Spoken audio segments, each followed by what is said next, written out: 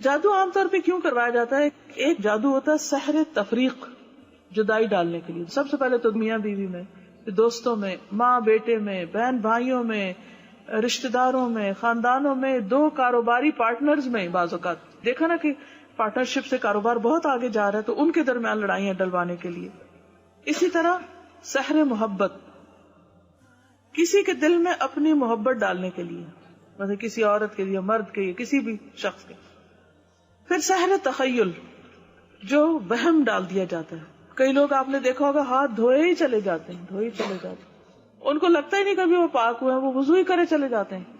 نہاتے ہیں تو گھنٹوں نہاتے رہتے ہیں، واش روم سے نہیں باہر نکلتے.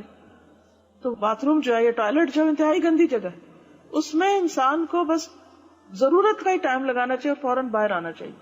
عموماً شیاطین ایسی جگہوں پر ہوتے ہیں تو اس میں انسان کو نہیں ہونا چاہیے، یعنی کہ وہاں سے بچنا چاہیے، گندی جگہوں سے، جسمانی گندگی سے بھی بچنا چاہیے، کیونکہ وہ شیاطین کو گندگی پسند ہے. تو وہ پھر عموماً ایک وہم سا انسان کو ہو جاتا ہے، انسان شکی ہو جاتا ہے، ہر ایک پہ شک، ہر ایک کے اندر سے فالٹ ڈھونڈنا. پھر سحر جنون ہوتا ہے، انسان پاگلوں جیسی حرکتیں کرنے لگتا ہے، دماغ مفلوج ہو کے رہ جاتا ہے، کوئی عقل کی بات نہیں کرتا انسان. اسی طرح سحر خمول، سستی میں مبتلا کرنے والا، ہر وقت ایک لتھارجی، کاہلی، نماز کو دل نہیں کرتا، قرآن پڑھنا ایک مصیبت لگتا ہے، اور کوئی بھی نیکی کا کام بہت ہی مشکل.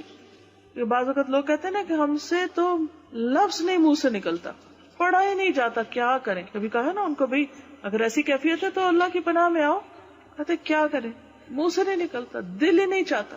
پھر سحر حواتف، چیخو پکار میں مبتلا کرنے والا، کہ جس پہ وہ ہوتا ہے وہ چیختا ہے، چلاتا ہے، چھوٹی چھوٹی بات پہ حد سے زیادہ غصے میں آ جاتا ہے، توڑ پھوڑ اور ایک مجنون کسی کیفیت ہو جاتی ہے. بعض اوقات سحر امراض، جیسے مرگی کی کیفیت یا مختلف اور بیماریاں کی شکل میں. پھر سحر استحاضہ، استحاضہ کی بیماری، جیسے حدیث میں بھی آتا ہے نا کہ یہ تو شیطان کی ایک دھوکہ ہے، تاکہ انسان کبھی یہ سوچے میں پاک ہی نہیں ہوں تو میری کیا نماز میں خشوع خضوع ہی نہیں. تو نماز میں خشوع خضوع تو انسان کی کامیابی کی علامت ہے، اور اگر اس میں خلل آتا ہے تو یہ شیطان کا وار ہوتا ہے. تو دشمنی یا حسد ہوتا ہے بعض اوقات کہ کسی کے ساتھ بنتی نہیں، اور بعض اوقات رشتوں میں خلل ڈالنے کے لیے. اب یہ ہوتا ہے کہ جب ایسے کوئی اثرات انسان پر ہوتے ہیں تو اس کی جو ایک نارمل عادت ہوتی ہے کہ بہت ہمبل ہے، بااخلاق ہے اور محبت کرنے والا ہے، مثلا شوہر ہے یا باپ ہے، تو وہ الٹی الٹی حرکتیں کرنے لگتا ہے، بچوں پہ غصہ کرنے لگتا ہے، اریٹیٹڈ، چڑچڑاپن، اور عبادات سے دلچسپی نہیں. بعض اوقات جسم کے کسی خاص حصے میں درد شروع ہو جاتا ہے بلا وجہ، سارے ٹیسٹ کرائے جاتے ہیں، میڈیکلی کوئی ریزن نظر نہیں آتی، سمجھ ہی نہیں آتی. بعض اوقات ڈراؤنے خواب آنے لگتے ہیں اور انسان کو ایسی بھیانک چیزیں نظر آتی ہیں کہ وہ سو نہیں پاتا. بعض اوقات خون کے چھینٹے نظر آتے ہیں. کبھی طے شدہ کپڑوں کو کاٹا جاتا ہے، اس میں کٹ کے نشان ہوتے ہیں، جیسے مثلا قمیض طے کر کے رکھی تو جو ہارٹ کی جگہ ہے اس کے اوپر جیسے کسی نے یوں لگتا ہے جیسے کسی نے چھری مار کے یا کوئی کینچی کی نوک مار کے اس جگہ کو کاٹا ہے. بعض اوقات خاوند یا بیوی ایک دوسرے کو بہت بدنما نظر آتے ہیں، یعنی کہ نفرت آتی ہے، ان کی شکل اچھی نہیں لگتی، حالانکہ وہی شخص دوسروں کو اچھا لگ رہا ہوتا ہے، مگر بیوی یا شوہر کو وہ آپس میں ایک دوسرے کو ان کو بالکل ان کا دل اٹھ جاتا ہے. حتیٰ کہ جو ان کا جسمانی تعلق ہوتا ہے اس میں سخت مشکل پیش آتی. بعض اوقات اولاد کی بندش کے لیے کیا جاتا ہے، بعض اوقات جسمانی تعلق کی بندش کے لیے.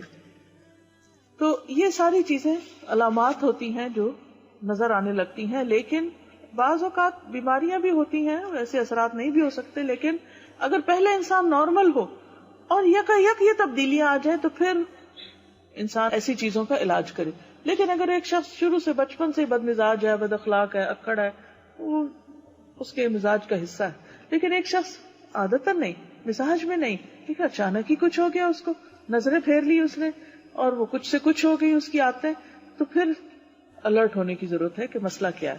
تو بعض اوقات بچوں کے اندر تنہائی کی عادت ہو جاتی ہے، نہ ماں باپ سے ملتے ہیں، نہ بات کرتے ہیں، گم سم، نہ رشتہ داروں سے ملتے ہیں، نہ باہر جاتے ہیں، سب کچھ چھوڑ کے بیٹھ جاتے ہیں، پڑھائی لکھائی بھی چھوڑ کے بیٹھ جاتے ہیں. اب جب ایسی کوئی کیفیت ہو تو انسان کو کسی اور کے پاس جانے کی ضرورت نہیں، دوا کرے، علاج کرے.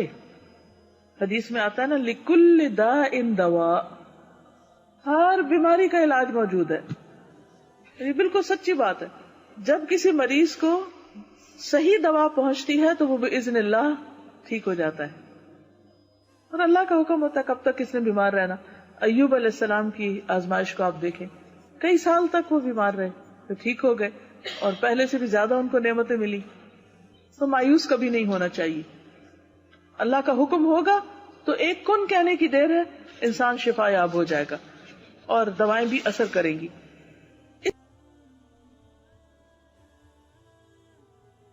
ویڈیو کے نیچے سبسکرائب کے بٹن پہ کلک کریں، بیل کے آئیکن پہ کلک کیجیے تاکہ ہر نئی ویڈیو کی نوٹیفکیشن